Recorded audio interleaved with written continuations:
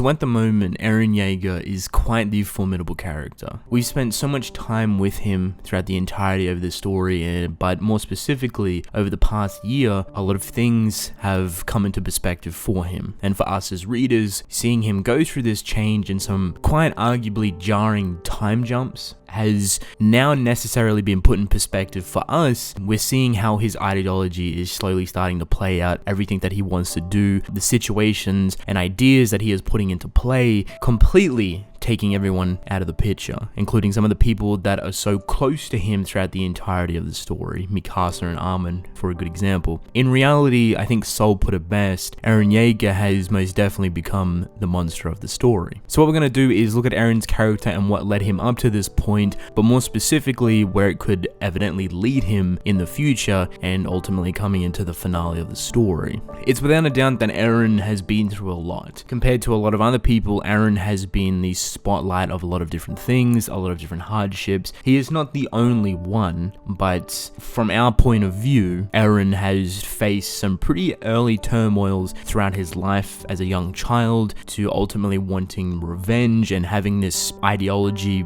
kind of built into him since a very young age, witnessing some very gruesome things, ultimately becoming a soldier, obtaining a Titan ability which is so unheard of at that time, to thus being used as a weapon to ultimately benefit the entire nation. Realistically, Eren's own ideals throughout the entirety of the story is one that he's harbored inside of himself while other people use and dot over him. He's never really had any sort of free will, as he has always played some sort of backhanded threat that a lot of people at the time knew nothing about, something that was so new and scary to absolutely everyone. A human turning into a Titan, we're scared of that, but we're going to use that as a way to potentially help rebuild this nation and explore even further outside of the walls. Eren becomes a pivotal point in their strategic war games, and like I said before, he's used as a puppet, which doesn't necessarily put Eren at a disadvantage. This doesn't change his whole revenge pattern until we start exploring the more fundamental process of other humans and Titan shifters. From there, you can say his revenge or his hatred is very personal, and in some ways, yes, it still is. However, we are now seeing the direct conflict for it, with the invasion of Marley and Eren taking up the mantle as the big attacker on that situation, the driving force, the powerhouse of the entirety of that military operation. He's been put on the front lines basing his own ideology. What I mean by this is there is so much going on with Eren's mind that the results of innocent civilians and their casualties, men, women and children, ultimately dying at the hands of Eren because of his negligence, has seeped into the story. He is deemed a monster because of this by all of his peers, yet in the situation they were very supportive. This military operation might have been forced by the hand of Eren, but no one necessarily stopped him, and they knew that this is something that they had to do to acquire the Warhammer Titan, which Eren now respectively has. When you kind of compile everything that Eren realistically doesn't care about, his humanity slowly starts to dissipate. His care for civilian life and innocent men, women and children being killed because of the fight with the Warhammer Titan, he does not care. This is something that does not waver his intentions at all. Instead, it actually kind of builds upon his ideology and its foundation and strengthens him. It makes him extremely dangerous. It makes him so obviously dangerous with his loss of care for human life that his closest friends, Mikasa and Armin, start to question what Eren's actually capable of. What could he realistically do? No, he's not like that. No, there's no way Eren could be like that, but in reality, he already is. And in some ways, he always had been since the beginning. But now with the power at his hands to change the future of both the Marleyan race and the Eldian race and the Titans all together, with everything kind of falling perfectly in Eren's hands, he is no longer bound or restricted by anyone. He is no longer a puppet to his own nation. In Eren's words himself, he is finally free. Now, coming into the finale of the story, this leads Eren down a very interesting path, as he has both the Attack Titan, the Warhammer Titan, and the ability of the Founder Titan with a direct connection to royal blood usage, such as Zeke or even Historia if she's on board, as well as a small band but ever growing group of army men that are most likely willing to die for Eren on the battlefield. Seeing this traversal is actually something that's really incredible to see, as he is a character that's realistically come from nothing to now being one of the most feared characters in the story. But this leads him down a path of self-destruction, as his morality untwines, as his care for human life is no longer really a thing, and this is what makes him extremely dangerous. At the moment, Eren is in a very interesting situation. As we kind of move forward into the finale of the story, he is playing the final villain. He is playing the most powerful character in the entirety of the story, someone that has 3 unique abilities that he is so profound in most likely using, someone that does not care about human loss or the morality to it, he just wants to get his job done. And when he has multiple people whispering in his ear like Zeke,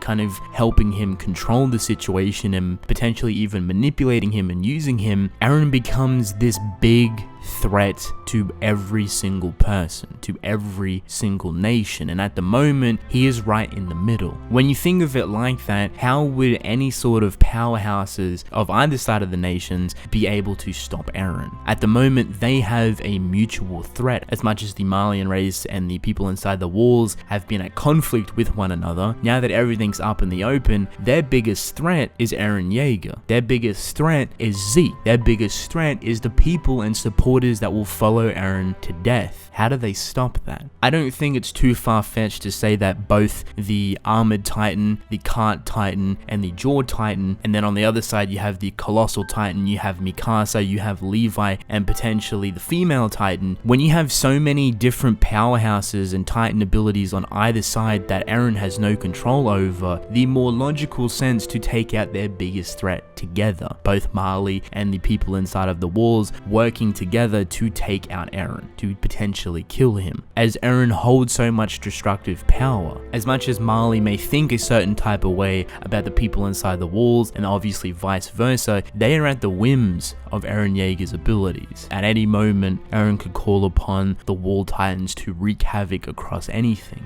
They have a mutual threat. And I think it would be extremely smart if they kind of joined forces, whether it be just for a small brief period of time to try and take out Eren, using their combined efforts and power. There's Titan shifters on either side. There's really strong characters on either side. To kind of put apart their racial differences to take down an enemy threat is actually a really good step in bettering the future of both races coexisting and not actually completely hating each other. Marley is a very malicious structure. They raise children of both their own kind, but even the Eldian kind, to hate the people inside of the war, to hate themselves and where they've come from. It's malicious, it's manipulative, and if Eren can be the person that plays such a vital and important villain to tear down those very fictitious walls, then at the end of the day, yes, he is the final villain, but he also may be the sacrifice the world needs to come to some sort of peace, to some sort of understanding. How far is Eren willing to go to get what he wants, to get what Zeke wants? Is Eren even redeemable at this point? Is he going to die at the end of the story? Is he going to be that martyr for both races to finally understand that when you raise children in such a way to hate themselves, but to hate an enemy country, to hate people because they think differently, because of a past that these children now are not even a part of, but ultimately born into this bloodline because of pure coincidence. Eren is the perfect depiction on how both races can be malicious, and if this continues, you can guarantee people like Eren Jaeger will continue to pop up. People worse than Eren, people more powerful than Eren,